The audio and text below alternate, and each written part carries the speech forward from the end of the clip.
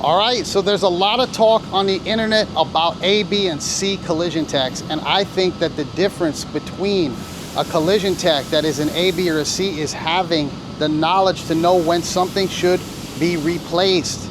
Yes, there's a lot of guys out there that are talented, but if you can fix anything, that doesn't mean that it always should be. And we have a quarter panel here in the shop that I want to show you guys, because this is not the proper repair for any vehicle, let alone a Tesla. So this is a quarter panel that we have that has been cut off the vehicle, and I wanted to show you guys the back side of this panel. So if you look at the back side of the panel, obviously right away you can see all the stud welding marks that isn't treated because they couldn't get to it. They got to this area here in the back where they were able to get access to, and they did put some E-coat on it. But if you look down here close to where it was actually glued to the vehicle, you're already seeing rust on this quarter panel. So when you're doing these repairs, there is a proper way and there is a wrong way to do these jobs. And you really have to go over that in your mind as a technician to know that you're giving somebody back a car that is supposed to be pre-accident condition. You can see here that this is nowhere near a pre-accident condition with all that bare metal. And you can see here where they did put some of this seam sealer and tried to rake it. It looks like they probably buckled this quarter, it stretched it out, and they tried to stiffen it up a little bit. But I'm gonna take you guys over to the vehicle and show you the car itself. All right, so this is the vehicle that the quarter was removed, and I wanna show you guys inside here. This is the wheelhouse, and you can see here that they hammered and dollied it, tried to get some paint on it, but they could never get access to any of this. And when they were welding the studs on the outer quarter panel, it was actually burning the inside wheelhouse on this. So these Teslas are glued together at the factory, and anytime you get a repair that's close to the glue areas, they do not want that repaired. They want it replaced because these Teslas are glued together. So once they get an impact to any of the areas that are glued, that has to be replaced. So now that this vehicle is at our shop and the damage went further, this should have been replaced before, but it didn't get replaced at the prior shop. So we're gonna go ahead, if we repair this vehicle, if it will handle us repairing it, we're gonna take this wheelhouse out. We are gonna be putting a new quarter panel on and giving this the proper repair. So I wanna show you guys some other things that you wanna look for when you go to these shops to get your cars repaired. There's a lot that goes into being certified. There's a lot of classes. There's a lot of things that the shop has to purchase in order to be a certified shop. Things like this clean room, and all these equipments that we have at this shop that are all top of the line, that are designed for certain manufacturers for things that they want you to do and use in order to give it a certified repair. So it's not just something that you just sign up for, you get a certification, you put it on your wall. This is stuff that we all as techs in the shop have to go do training for. A lot of guys are flown out of town to classes to learn different things about how to repair these jobs back to the prior pre-accident condition. So I want to show you guys where the industry is really going as far as doing any repairs on the panels of the vehicles. That way you do not disturb that E-coat on the back side of that panel like we see it on the quarter panel. All right, so we've got a new tech in the shop, and this is my man Eldar. You guys can check him out at Car Repair USA on Instagram, and he does a lot of stuff with the glue pull, and he specializes in repairing any type of metal with the glue. That way you do not have to disturb the back side of the panel. And you can see here his setup. He's got everything to be using the glue, not for PDR. This is for the collision repair. That way he doesn't disturb the back side of the panel. He's able to glue everything on with different type of attachments that you see.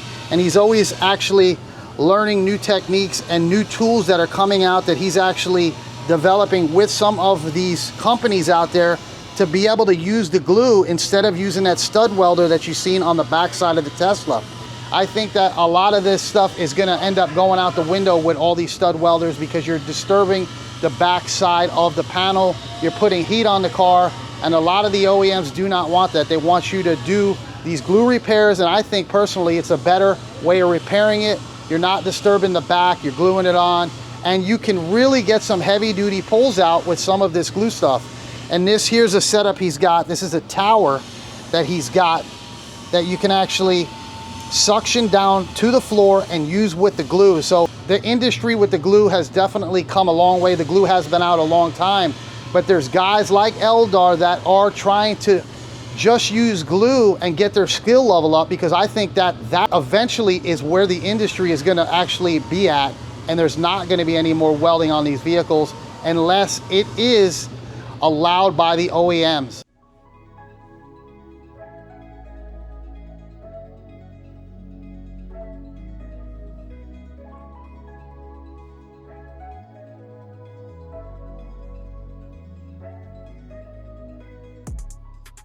All right, so this is the perfect time. We've got the estimator out here now, and he's actually going over a Tesla, and you can see that this door is damaged.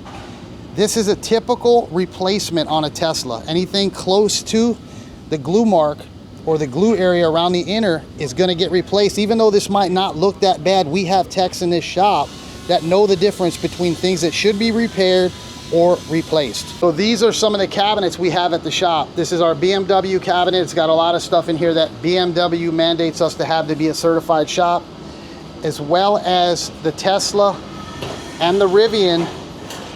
But there's a lot involved in getting certified. There's a lot of time that it takes. There's definitely money because we have to buy different tools. We have to go out for training. So when you're taking your car to a shop, these are things to look for to get a quality repair done.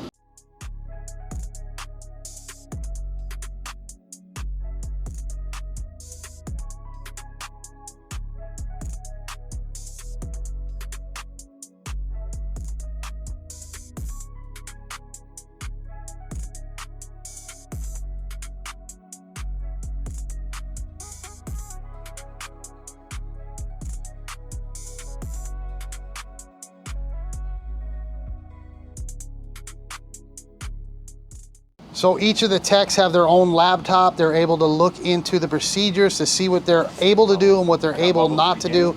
And that is gonna be crucial when you're repairing these cars correctly. And I think that's a very, very good thing for these techs to have. That way they're not looking for anybody in the shop. They're able to check it themselves because they are certified, and they're able to move through the jobs and get them paired correctly. So not only do we follow the factory recommended procedures, but we try to bring these vehicles back to the OEM state. And this is one that we put a rear body panel in, and we try to duplicate it the same way that it looked when it came apart. We've got the green around the rebar. We did put a trunk pan in this one. You guys see, we have the factory seam sealer in. This whole inside of this trunk was replaced, and you can't tell at all that it was done because we matched the factory e-coat. We went around the inside, we hit it with our blue around the edges because we want this job to look as if it was never repaired, and we try to do the best repair that we possibly can. So I didn't make this video to show off and show you guys what we're doing here and trying to brag. I just wanted to show you what is out there at some of these shops that these people are doing.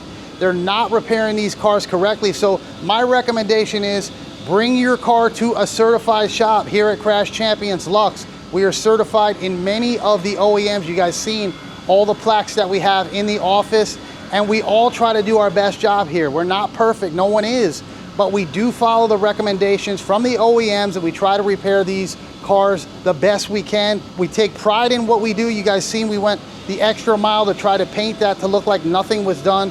We put all the sound deadening in, all the seam sealer and everything back the best we can possible. And to me, that's a nice quality job. When you're done with a job like that, you have pride in what you do, and I think that goes a long way. So I hope you guys got something out of this message. We'll see you guys on the next one.